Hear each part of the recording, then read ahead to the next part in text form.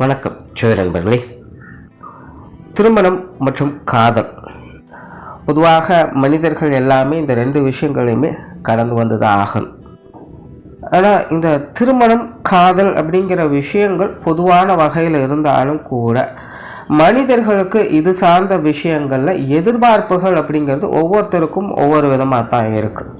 அதாவது விஷயம் என்னமோ ஒன்று தான், ஆனால் ஒவ்வொருத்தருக்குமே ஒவ்வொரு விதமான ஆசைகளும் ஒவ்வொரு விதமான எதிர்பார்ப்புகளும் இருந்துக்கிட்டே தான் இருக்கும். இந்த எதிர்பார்ப்புகள் சாட்டிஸ்ஃபை ஆகுதா இல்லையா அப்படிங்கிறத பொறுத்து தான் அந்த விஷயங்கள், அதாவது திருமணம் மற்றும் காதல் சார்ந்த விஷயங்கள் சக்ஸஸா ஃபெயிலியரா அப்படிங்கிறது டிசைட் ஆகுது. ஸோ இந்த பதிவில் நம்ம எதை பற்றி பார்க்க போகிறோம்னா, ஜோதிட ரீதியாக ஒவ்வொரு ராசிக்காரங்களுக்கும் இந்த திருமண வாழ்க்கை மற்றும் காதல் சார்ந்த விஷயங்களில் அவங்களுடைய எதிர்பார்ப்புகள் எப்படி இருக்கும் மற்றும் அவங்களுக்கு அது சார்ந்த அந்த வாழ்க்கை நிலை எப்படி அமையும் அப்படிங்கிறத ஒரு ஜென்ரலான நிலைகளில் பார்க்க போகிறோம்.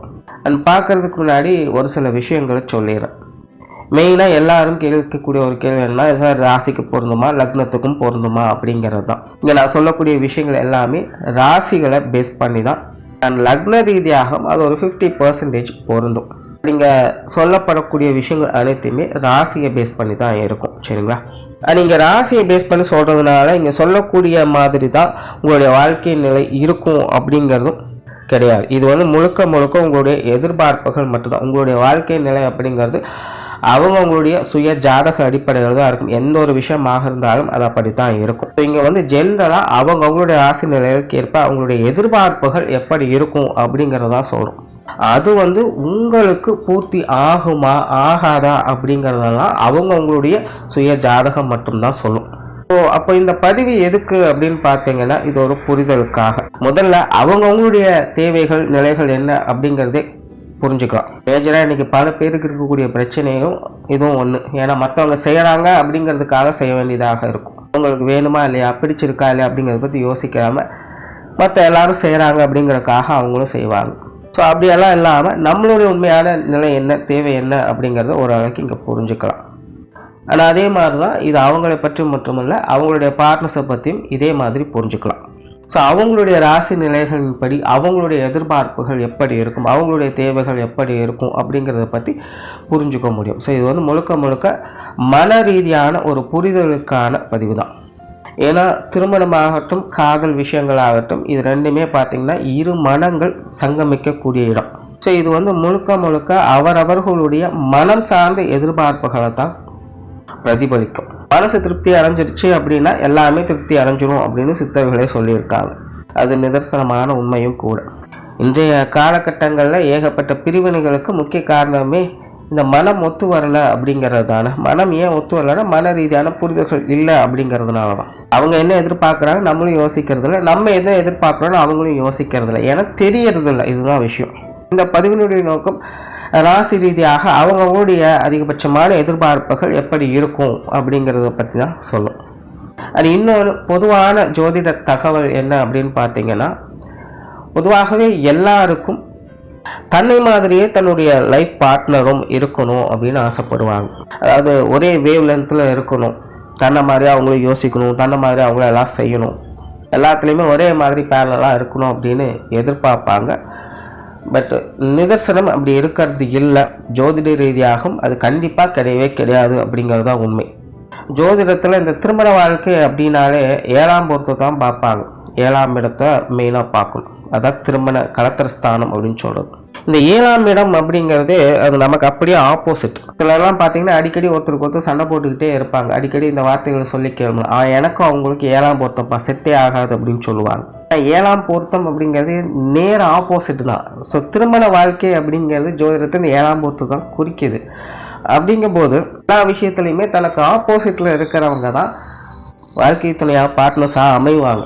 ஆனால் இங்கே எல்லாருடைய எதிர்பார்ப்பும் என்னென்னா ஒரே வேவ் லென்த்தில் இருக்கணும், ஒரே மாதிரி இருக்கணும், என்ன மாதிரி இருக்கணும் அப்படிங்கிற எக்ஸ்பெக்டேஷன்ஸ் தான் இருக்குது. பட் இந்த எதிர்வினை அமைப்பு எதற்காக அப்படின்னு பார்த்தீங்கன்னா, லைஃப்பில் ஒரு பேலன்ஸ் கொண்டுட்டு வரணும் அப்படிங்கிறதுக்காக தான்.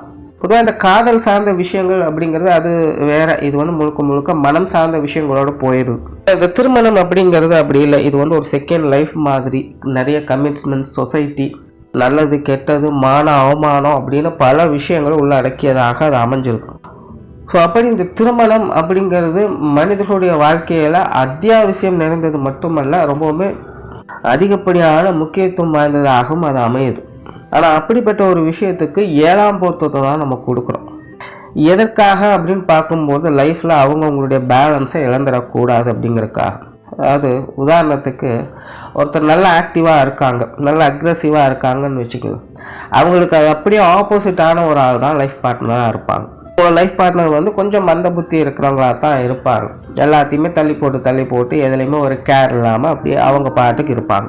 இது எதுக்காக இப்படின்னு பார்த்தீங்கன்னா, அப்போ தான் இந்த பேலன்ஸ் நிலைத்தர. ஏன்னா ஒருத்தர் வந்து எல்லா விஷயங்களையும் ரொம்ப ஆக்டிவாக அக்ரெசிவாக இருக்காங்க அப்படிங்கும்போது அவங்கள சார்றவங்களும் அதே மாதிரி இருந்துட்டாங்க அப்படின்னா அது வந்து எரிரத்தியில் என்ன ஊற்றுற மாதிரி ஆகிடும்.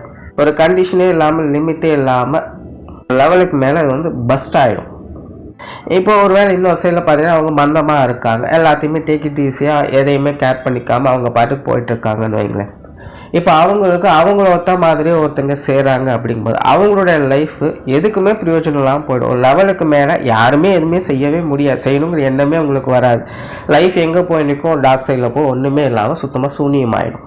ஸோ இப்போ இந்த ரெண்டு நிலையுமே பேலன்ஸ் பண்ணணும் அப்படின்னா, அதாவது ஓவராக அக்ரெசிவாகவும் போயிடக்கூடாது, அதே நேரம் ஓவராக டம்பும் ஆகிடக்கூடாது அப்படிங்கிறதுக்காகத்தான் இந்த ரெண்டு நிலைகளும் சேர்க்கப்படுது. அதனால் இந்த திருமணம் அப்படிங்கிறத புரிஞ்சுக்கோங்க. இது வந்து வாழ்க்கையினுடைய பேலன்ஸ் நிலையை குறிக்கக்கூடியது. கண்டிப்பாக கருத்து வேற்றுமைகள் அப்படிங்கிறது நிச்சயமாக இருக்கத்தான் செய்யும். வாழ்க்கையினுடைய நல்லது கெட்டதுகளை சமன்படுத்துவதற்காக அதனுடைய அமைப்பே அப்படித்தான் அமைஞ்சிருக்கு.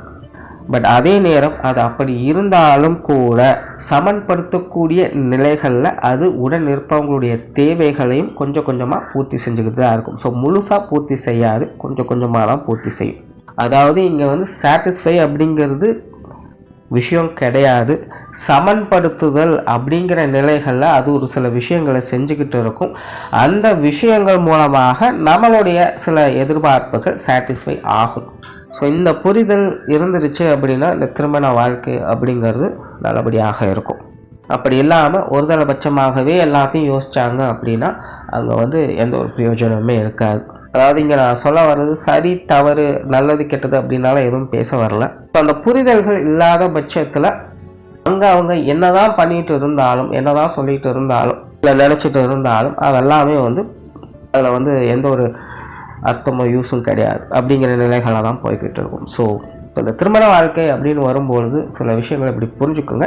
இது எல்லாமே நான் வந்து ஜோதிட ரீதியாக இருக்கக்கூடிய விஷயங்களாக தான் சொல்லியிருக்கேன்.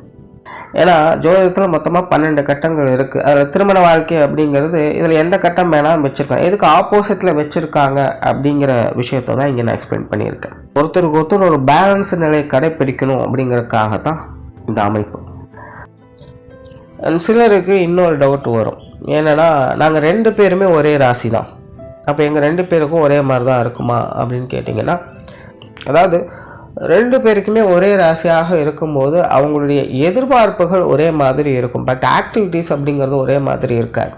அவங்க ஒரு விஷயத்தில் ஃபோக்கஸ் பண்ணிட்டு இருப்பாங்க, இவங்க ஒரு விஷயத்தில் தான் ஃபோக்கஸ் பண்ணிருப்பாங்க. அந்த ஒரே ராசி இருக்கக்கூடியவங்கலாம் பாருங்கள், ஒரே மைண்ட் செட்டில் தான் அவங்க இருப்பாங்க. அவங்க பேசுறது, அவங்களுக்குள்ளே நடக்கக்கூடிய விஷயங்கள் எல்லாத்துலேயுமே பார்த்தீங்கன்னா அவங்க ஒருத்தருக்கு ஒருத்தர் ஒத்து போய்ப்பாங்க.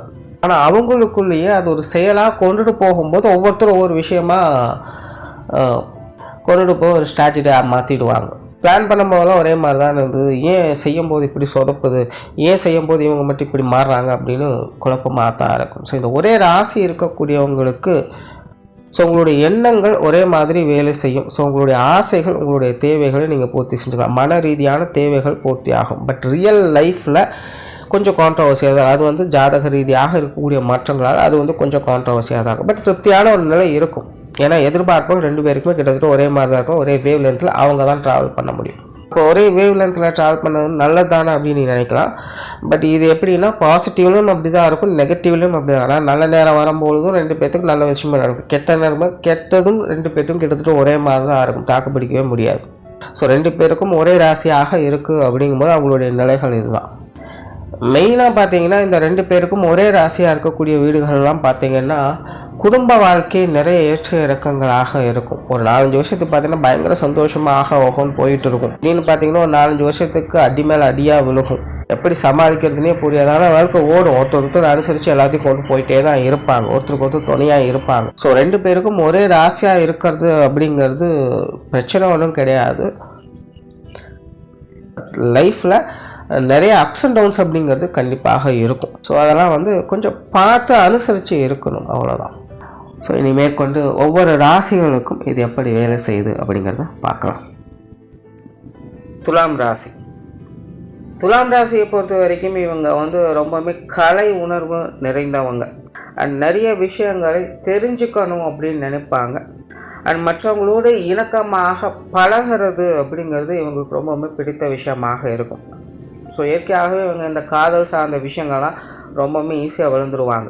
ஏன்னா துலாமை பொறுத்த வரைக்கும் தனிமை அப்படிங்கிறது உங்களுக்கு பிடிக்காது. யாரோ ஒருத்தர் கூடயாவது டைம் பாஸ் பண்ணிக்கிட்டே இருக்கணும், ஏதாவது ஒரு விஷயங்களை அவங்களுக்கு ஷேர் பண்ணிக்கிட்டே இருக்கணும், கருத்துக்களையாவது அவங்க பரிமாறிக்கிட்டே இருக்கணும். அப்போ தான் அவங்களால கொஞ்சமாக ஸ்டெபிளாக இருக்க முடியும். இல்லைன்னா அவங்க கொஞ்சம் ஸ்ட்ரெஸ் ஆகிடுவாங்க. இப்போ இயற்கையாகவே இவங்களுக்கு மற்றவங்களோடு இணங்கி பழகக்கூடிய குணம் அப்படிங்கிறது உண்டு. சோஷியல் லைஃப் அதிகம் விரும்பக்கூடியவங்க. அண்ட் எல்லாத்தையுமே கொஞ்சம் டேக் இட் ஈஸியாக எடுத்துக்கக்கூடியவங்க தான். பட் என்னென்னா துலாமை பொறுத்த வரைக்கும் மற்றவங்களை சாட்டிஸ்ஃபை பண்ணுறது அப்படிங்கிறது ரொம்ப ரொம்ப கஷ்டம். பெரும்பாலும் பாருங்கள், இந்த துலாம் ராசிக்காரங்களை யாரோ ஒருத்தர் எப்படி ஏதோ ஒரு வகையில் குற்றம் குறை சொல்லிக்கிட்டே தான் இருப்பாங்க.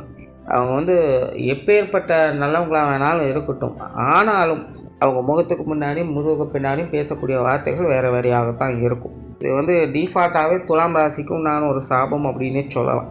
பட் இந்த மாதிரியான விஷயங்களுக்கெல்லாம் பார்த்திங்கன்னா 2 பக்கமுமே காரணம் இருக்குது. அதாவது இவங்க சைட்லேயும் ஒரு சில பிரச்சனைகள் இருக்குது, அது மற்றவங்க சைட்லேயும் ஒரு சில பிரச்சனைகள் இருக்கும்.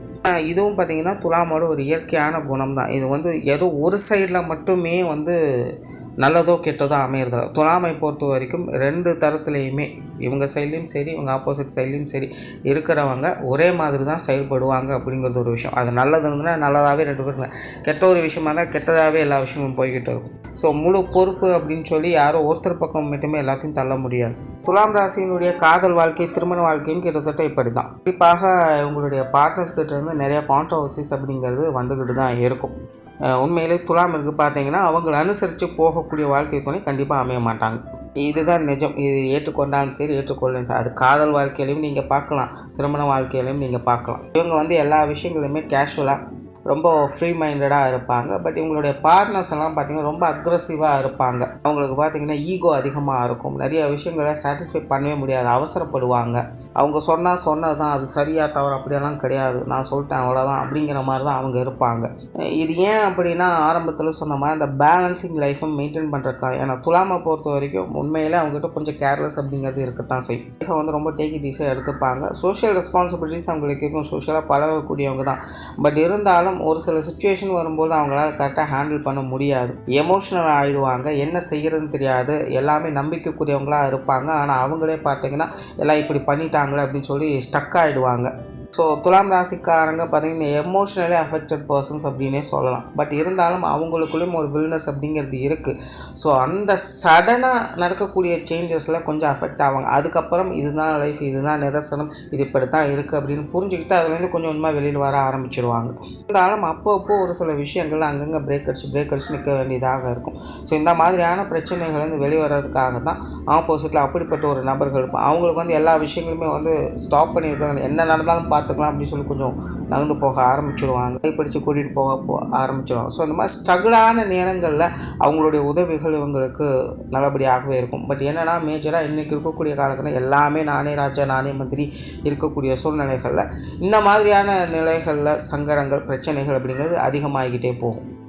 நீங்கள் தான் சரி இல்லை நான் தான் சரி அப்படிங்கிற விஷயத்தெல்லாம் அடாப்ட் ஆகி போக முடியாதுல. ஸோ அதனால் பார்த்திங்கன்னா இன்றைக்கி இருக்கிற சுச்சுவேஷனில் இந்த துலாம் ராசிக்காரங்களுக்கு கணவன் மனைவி உறவுகள், காதல் உறவுகள்லாம் பார்த்திங்கன்னா நிறைய கான்ட்ரவர்சிஸ் அப்படிங்கிறது ஏற்பட்டுரும். உண்மையிலே அது வெளியே பார்த்தாலாம் தெரியாது. இவங்களுடைய திருமண வாழ்க்கையாட்டும் காதல் வாழ்க்கையாட்டும் இது ஒரு பலாப்பழம் மாதிரி தான், உள்ள ஒன்றும் வெளியே ஒன்றுமாகத்தான் இருக்கும்.